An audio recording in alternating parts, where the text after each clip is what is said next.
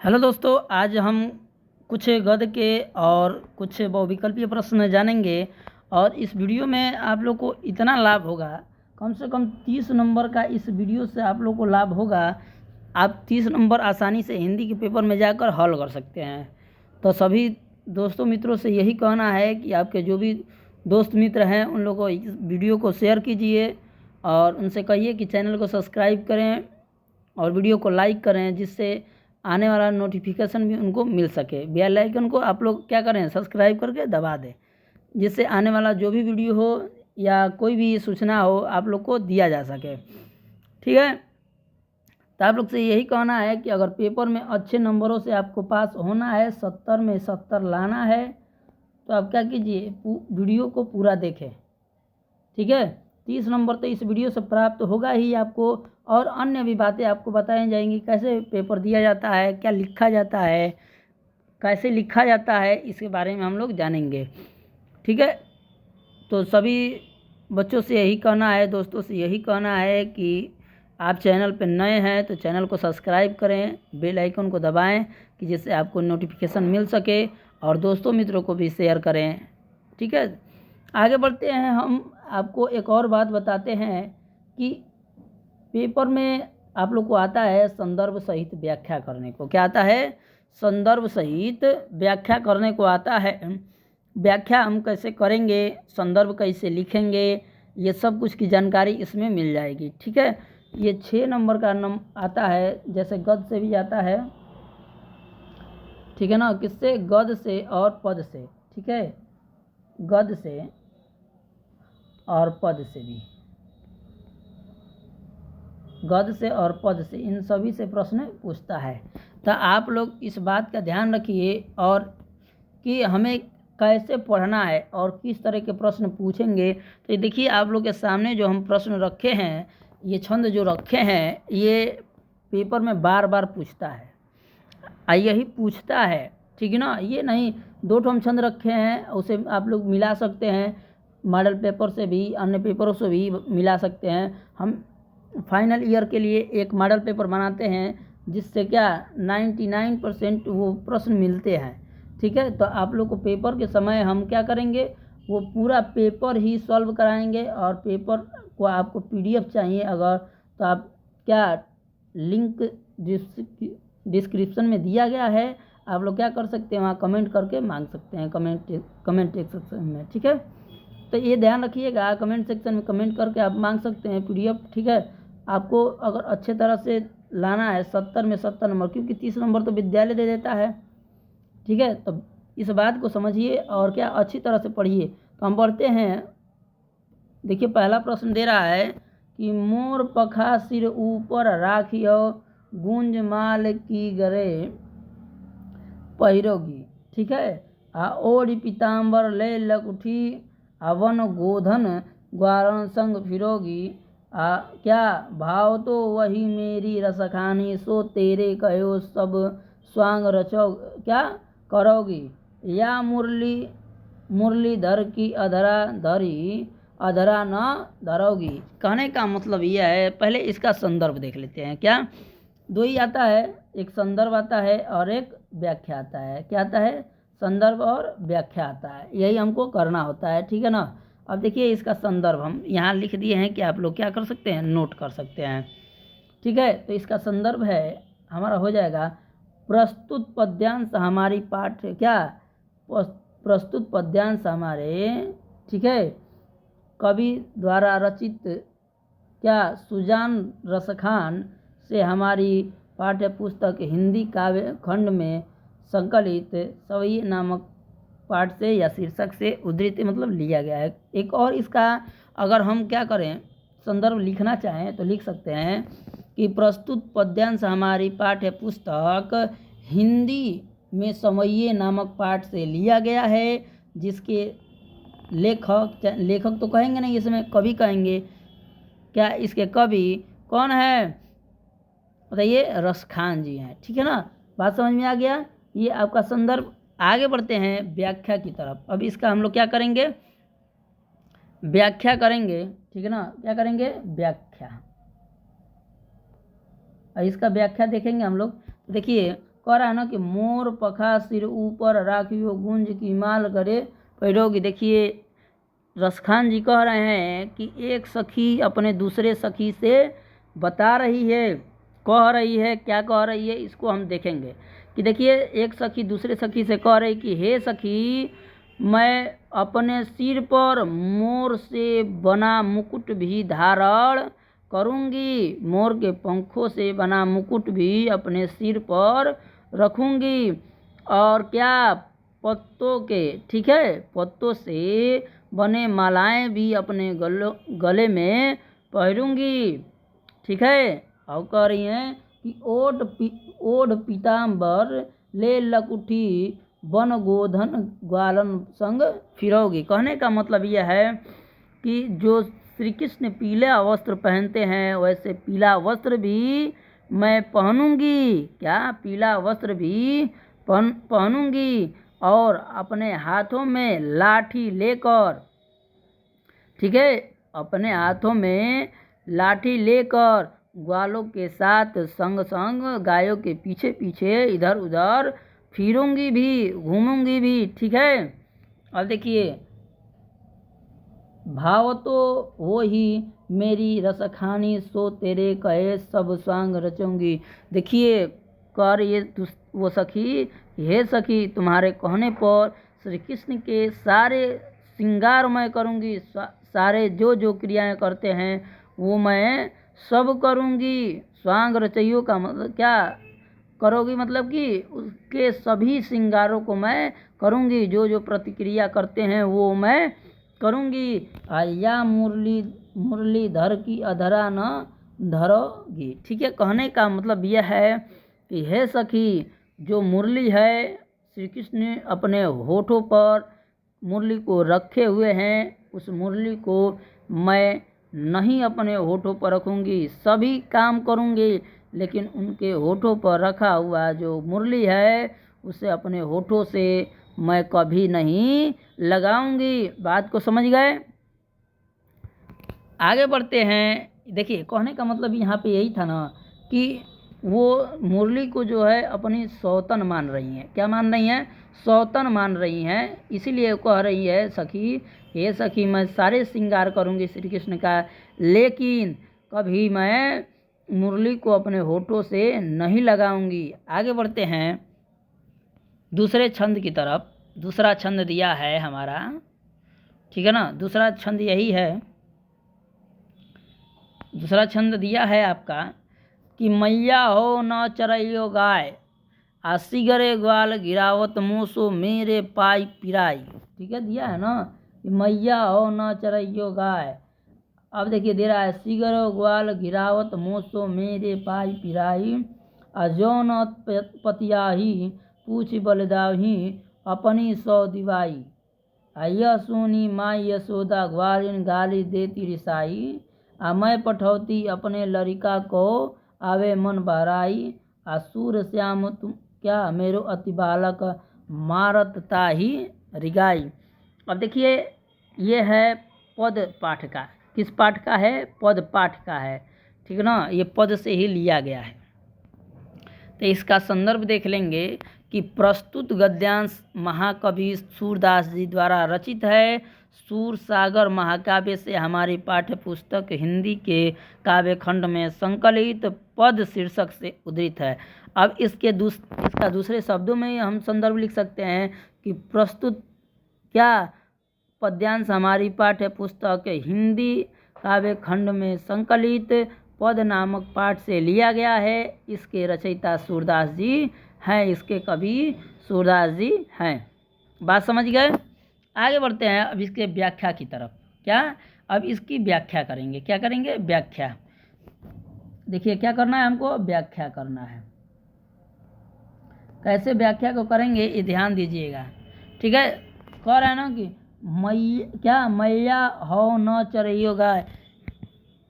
इसके पहले छंद में ये कहते थे कि क्या मैं रात भर नहीं सोऊंगा, कल गाय को चराने जाऊंगा, ऐसे सब सारी बातें कर रहे हैं। और एक दिन गाय को चराने गए हैं तो क्या बता रहे हैं अपनी मैया से, ये सारी बातें इसमें दिया है।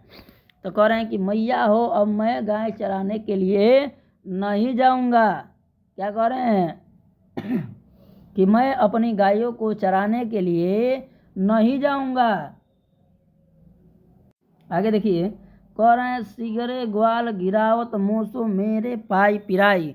कहने का मतलब यह है कि क्या श्री कृष्ण बालक रूप में है और कह रहे हैं अपने मैया से कि जो ग्वाले हैं मुझसे ही गायों को गिरवाते हैं। ठीक है, आप लोग देखे होंगे चरवाहों को कि छोटे बच्चे रहेंगे तो उन लोग कहेंगे बाबू घेरिए घेरिए घेरिए घेरिए घेरिए घेरिए घेरिए, तो गिरवाते हैं चारों तरफ से। उसी तरह श्री कृष्ण से भी जो थे बड़े लोग वो क्या करते थे, बाबू उधर से तनी घेर लिया हुआ, बाबू तनी उधर से घेर लिया हुआ। ठीक है, तो इसी तरह करते थे। इसलिए वो क्या दूसरे दिन ही अपने माँ से कह रहे हैं कि हे माँ, अब मैं गायों को चराने नहीं जाऊंगा और मुझे ग्वाले क्या कर रहे हैं, इधर उधर दौड़ा रहे हैं, जिससे क्या मेरा पैर दर्द कर रहा है। ठीक ना, पाई पिराई का मतलब क्या होता है, पैर दर्द करना। ठीक है, आगे देखते हैं, दे रहा है कि जो न पतियाही पूछी बलदाही अपनी सौ दिवाई। कह रहे हैं श्री कृष्ण कि हे माँ, हे मैया, अगर तुमको हमारे बातों पर विश्वास नहीं है, अगर तुमको हमारी बातों पर विश्वास नहीं है तो तुम बलराम भैया से पूछ लो। क्या, बलराम भैया से पूछ लो, लेकिन क्या, लेकिन अपनी सौगंध दिलाकर पूछना, नहीं तो वो भी झूठ बोल देंगे। क्या करेंगे, वो भी झूठ बोल देंगे। यह सुनी माँ यशोदा ग्वारी गारी देती रसाई। कह रहे हैं सूरदास जी कि ये सारी बातें सुनकर यशोदा मैया ग्वालों को गालियां देने लगती हैं, गुस्से में आकर उन लोग को गालियां देने लगती हैं। आगे देखिए, कह रहा है कि मैं पठौती अपने लड़का को आवे मन बाराई। कह रही हैं कि मैं तो अपने लड़का को इसलिए भेज देती हूँ कि वो जाएगा तो अपना थोड़ा सा मन बहला लेगा। ठीक है, खेल कूद लेगा।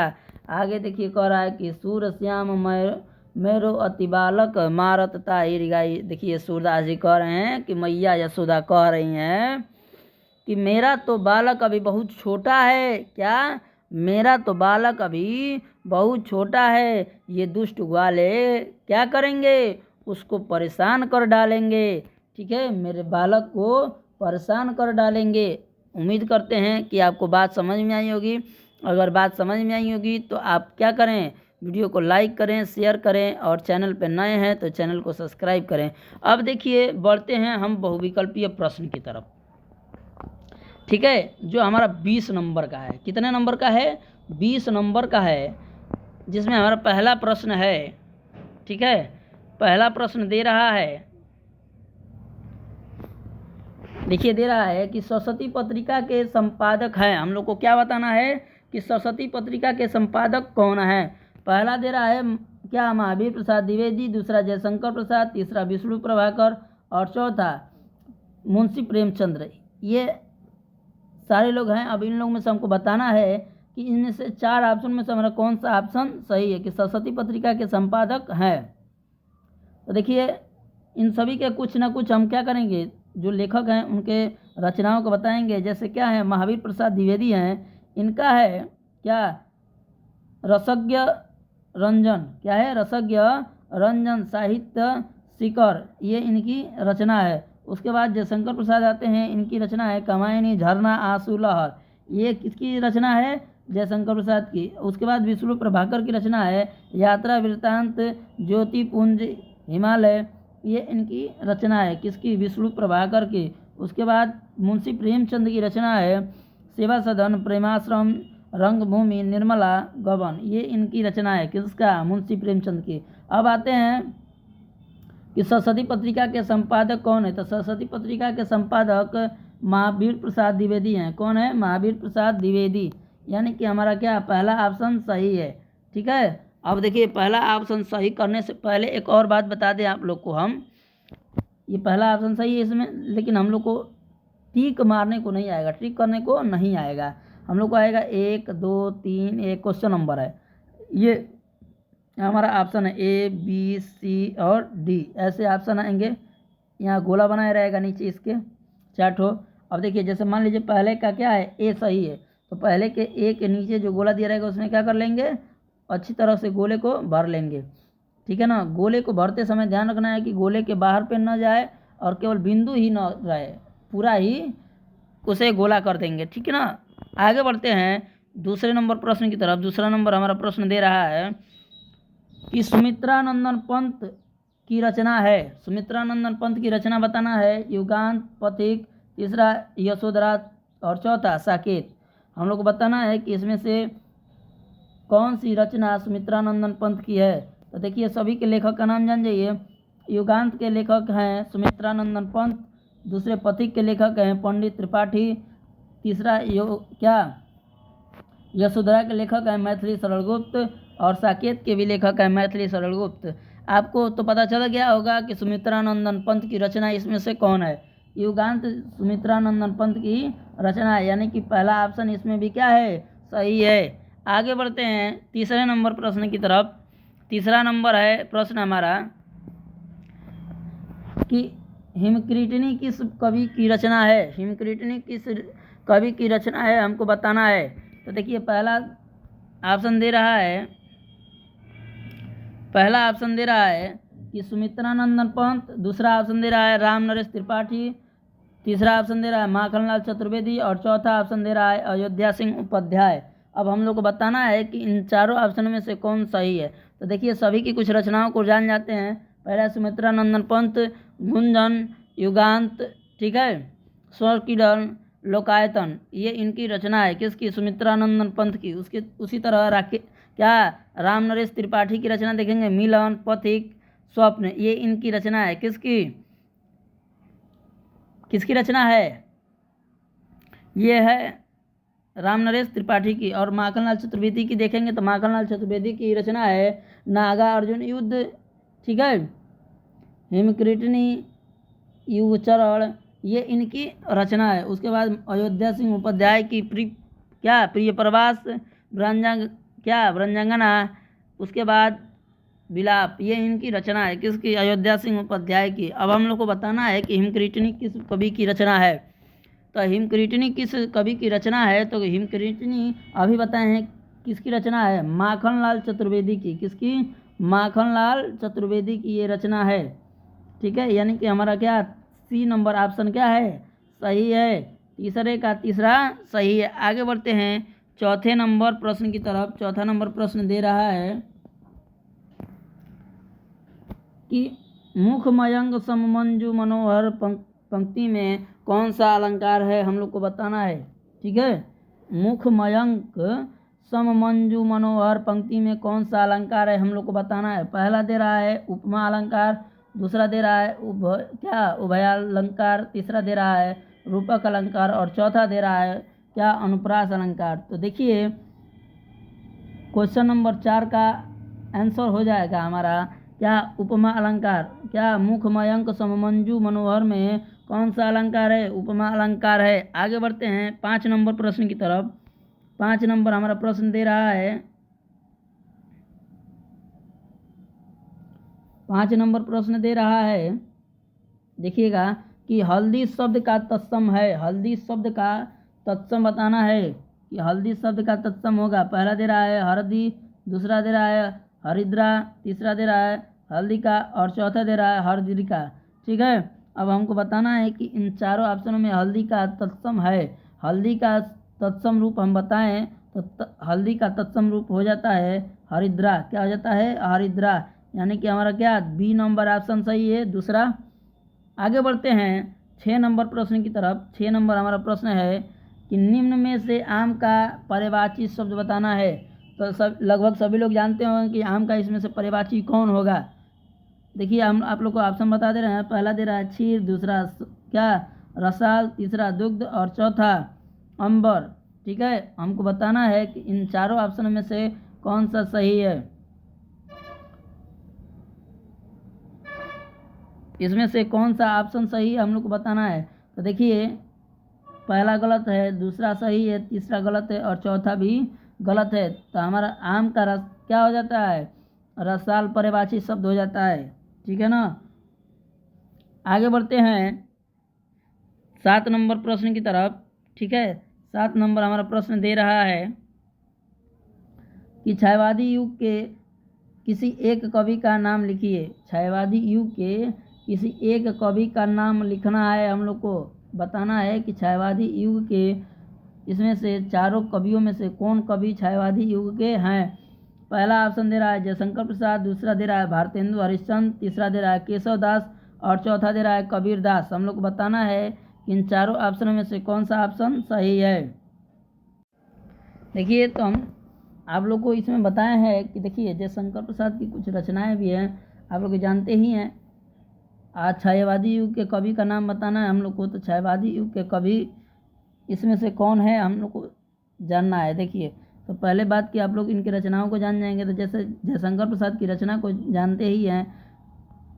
इनकी रचनाएं क्या है, कामायनी है। ठीक है, ये इनकी क्या है, रचना है। उसके बाद भारतेंदु हरिश्चंद्र की बात करें तो क्या सत्य हरिश्चंद्र चंद्रावली। ठीक है, ये इनकी रचना है। केशवदास की बात करें तो केशवदास क्या रस की प्रिया। ठीक है, रसिक प्रिया, कवि प्रिया, छंदमाला, ये इनकी रचना है। ठीक है, उसके बाद कबीरदास की बात करें तो कबीरदास की रचना है क्या रामायणी, शबद, साखी, ये इनकी रचना है। अब देखिए हम बात करते हैं छायावादी युग के कवि की, तो छायावादी युग के कवि हैं जयशंकर प्रसाद जी। कौन है, जयशंकर प्रसाद जी, ये छायावादी युग के कवि हैं। यानी कि हमारा पहला ऑप्शन क्या है, सही है, जयशंकर प्रसाद। ठीक है ना। आगे बढ़ते हैं 8 नंबर प्रश्न की तरफ। 8 नंबर प्रश्न दे रहा है हमारा कि पद्मावत रचना किसकी है। पद्मावत रचना किसकी हम लोग को बताना है। क्या बताना है, पद्मावत किसकी रचना है। पहला दे रहा है विद्यावती, दूसरा दे रहा है मलिक मोहम्मद जायसी, दूसरा दे रहा है अमीर खुसरो, चौथा दे रहा है कबीर। इसमें से बताना है कि इसमें से कौन सा सही है। तो पहली बात कि इनकी रचनाओं को जान जाएंगे, अभी बताए हैं कि इनकी रचनाएं क्या क्या हैं, तो इसी तरह इसमें भी जानेंगे, इस प्रश्न में भी कि इनकी रचनाएं क्या हैं। जैसे क्या विद्यावती की रचना जानेंगे, कार्तिक लता, क्या कार्ति लता। उसके बाद दिया है क्या प्रीति पर क्या पताखा, ये इनकी रचना है। ठीक है ना। पहली रचना क्या होता है, कीर्ति लता, दूसरा कीर्ति पताखा, ये इनकी रचना है। उसके बाद क्या मलिक मोहम्मद जायसी की रचना क्या पद्मावत, अखरावट। ठीक है, ये इनकी रचना है। अमीर खुसरो की बात करें तो अमीर खुसरो की एक किताब है आशिका किताब। क्या किताब का नाम है, आशिका किताब, इनकी रचना है उसमें। उसके बाद कबीरदास की बात करें तो कबीरदास की रामायणी, शबद, साखी, ये इनकी रचना है। अब हमको बताना है कि इसमें से क्या पद्मावत के रचनाकार कौन है। तो देखिए इसमें पद्मावत के रचनाकार होंगे, ठीक है ना, इसमें पद्मावत के रचनाकार मलिक मोहम्मद जायसी। क्या मलिक मोहम्मद जायसी, ये पद्मावत के रचनाकार हैं। कौन है, पद्मावत के रचनाकार मलिक मोहम्मद जायसी। आगे बढ़ते हैं 9 नंबर प्रश्न की तरफ। 9 नंबर हमारा प्रश्न है, 9 नंबर प्रश्न दे रहा है हमारा कि प्रेम वाटिका रचना किसने लिखा है। प्रेम वाटिका रचना किसने लिखा है। तो प्रेम वाटिका देख रहे हैं, पहला ऑप्शन दे रहा है सूरदास, दूसरा रसखान, तीसरा नाभादास और चौथा तुलसीदास। ठीक है, अब हम लोग को बताना है इसमें से कौन सा ऑप्शन सही है। तो देखिए प्रेम वाटिका के रचनाकार हैं रसखान जी। कौन है, रसखान जी हैं। इसमें से हमारा क्या हो जाएगा, दूसरा ऑप्शन सही होगा। प्रेम वाटिका के लेखक कौन है, कवि, रचनाकार कौन है, यानी कि हमारा दूसरा ऑप्शन क्या है, सही है, रसखान जी। ठीक है ना। आगे बढ़ते हैं 10 नंबर प्रश्न की तरफ। 10 नंबर हमारा प्रश्न है, 10 नंबर प्रश्न दे रहा है कि 84 वैष्णव वन की वार्ता के लेखक हैं। क्या प्रश्न है हमारा कि क्या 84 वैष्णव वन वार्ता के लेखक कौन है, हम लोग को बताना है। ठीक है, कि 84 वन वार्ता, क्या वैष्णव वन वार्ता के लेखक का नाम बताना है। पहला ऑप्शन दे रहा है लल्लू लाल, दूसरा ऑप्शन दे रहा है गोकुलनाथ, तीसरा ऑप्शन दे रहा है राम प्रसाद निरंजनी, और उसके बाद चौथा ऑप्शन दे रहा है विट्ठलनाथ। ठीक है, हम लोग को बताना है कि इसमें से कौन सा ऑप्शन सही है। तो देखिए हम बात करते हैं लल्लू लाल की कुछ रचनाओं के बाद। तो इनकी रचना है राजनीति, माधव विलास, ये इनकी रचना है। और उसके बाद गोकुलनाथ की बात करें तो गोकुलनाथ की रचना है 84 वैष्णव वन की वार्ता। ये किस भाषा में लिखी गई है? ब्रज भाषा में लिखी गई है। क्या 84 वैष्णव वन की वार्ता किस भाषा में लिखी गई है? ब्रज भाषा में लिखी गई है। उसके बाद राम प्रसाद निरंजनी का कुछ रचना है, जैसे इनकी रचना है भाषा योग्य वशिष्ठ। क्या? भाषा वशिष्ठ, ये इनकी रचना है। ठीक है ना। उसके बाद विट्ठलनाथ की रचना है यमुना अष्टक। ठीक है, सुबोधिनी, ये इनकी रचना है।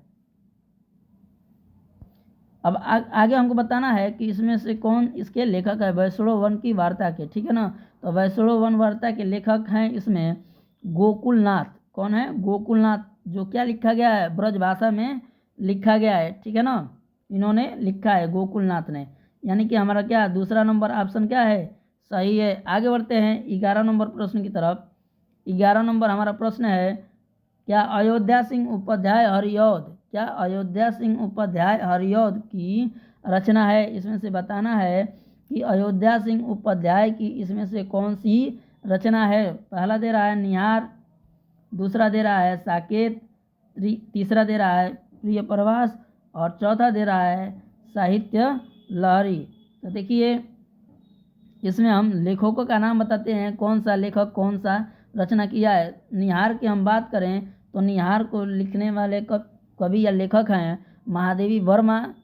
और साकेत की बात करें तो इसका लेखक कौन है? मैथिली शरण गुप्त। साहित्य लहरी की बात करें तो साहित्य लहरी के लेखक हैं या कवि हैं सूरदास। कौन है? सूरदास।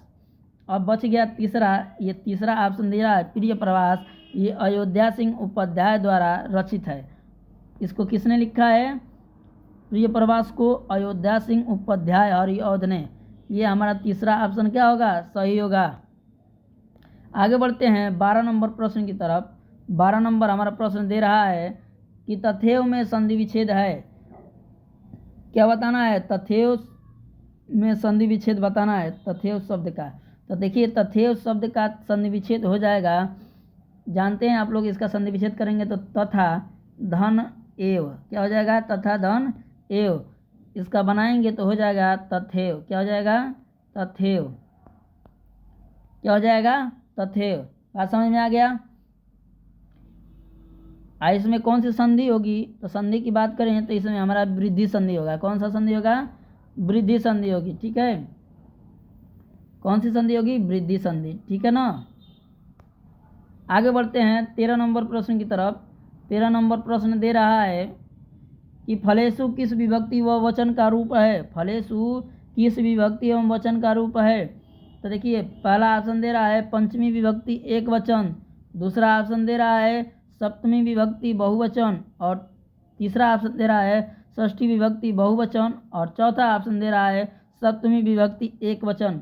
तो हम लोग को बताना है कि इसमें से कौन सा ऑप्शन सही है। फलेषु किस विभक्ति एवं वचन का विभक्ति एवं वचन बताना है। तो देखिए विभक्ति और वचन सप्तमी विभक्ति और बहुवचन। फलेषु शब्द जो है, ठीक है, सप्तमी विभक्ति बहुवचन, विभक्ति इसमें क्या है? सप्तमी विभक्ति और वचन का बात करें तो बहुवचन है। ठीक है, यानी कि हमारा दूसरा ऑप्शन क्या है? सही है। आगे बढ़ते हैं 14 नंबर प्रश्न की तरफ। 14 नंबर प्रश्न है हमारा पर्यावरण शब्द में प्रयुक्त उपसर्ग है। पर्यावरण शब्द में उपसर्ग बताना है। तो देखिए पर्यावरण शब्द में पहला ऑप्शन दे रहा है पर्या, दूसरा दे रहा है वरण, तीसरा दे रहा है परि और चौथा दे रहा है प्र। तो देखिए पर्यावरण शब्द में क्या हमारा क्या है? इसमें उपसर्ग परि क्या है? उपसर्ग है। परिधन आवरण, इसका हमारा संधि विच्छेद हो जाएगा। यानी कि हमारा तीसरा ऑप्शन क्या है? सही है। 14 नंबर का तीसरा ऑप्शन सी यानी कि सही है। ठीक है ना। आगे बढ़ते हैं 15 नंबर प्रश्न की तरफ। 15 नंबर हमारा प्रश्न दे रहा है 15 नंबर प्रश्न है कि छायावादोत्तर काल का समय माना जाता है। क्या माना जाता है, क्या छायावाद उत्तर काल का समय माना जाता है। पहला ऑप्शन दे रहा है कि सन 1938 से सन 1935 तक, सॉरी, पहला ऑप्शन दे रहा है कि सन 1938 से 1953 तक। दूसरा ऑप्शन दे रहा है सन 1953 से अब तक। और तीसरा ऑप्शन दे रहा है कि 1918 से सन 1953 तक। और चौथा ऑप्शन दे रहा है सन 1925 से सन 1953 तक। तो देखिए, हम बात करें छायावाद उत्तर काल का समय का माना जाता है, तो छायावाद उत्तर काल का समय क्या 1953 से अब तक माना जाता है। ठीक है, अद्यतन का मतलब होता है क्या, अब तक। ठीक है ना। आगे बढ़ते हैं 16 नंबर प्रश्न की तरफ। 16 नंबर प्रश्न दे रहा है हमारा, नहीं देखिए 15 ही प्रश्न है इसमें। ये इस वीडियो का लास्ट प्रश्न था। आप लोग से यही कहेंगे कि वीडियो पसंद आया तो वीडियो को लाइक करें, शेयर करें, और चैनल पे नए हैं तो चैनल को सब्सक्राइब करें। ठीक है, मिलते हैं नेक्स्ट वीडियो में नए जोश और नए उमंग के साथ। सभी को धन्यवाद।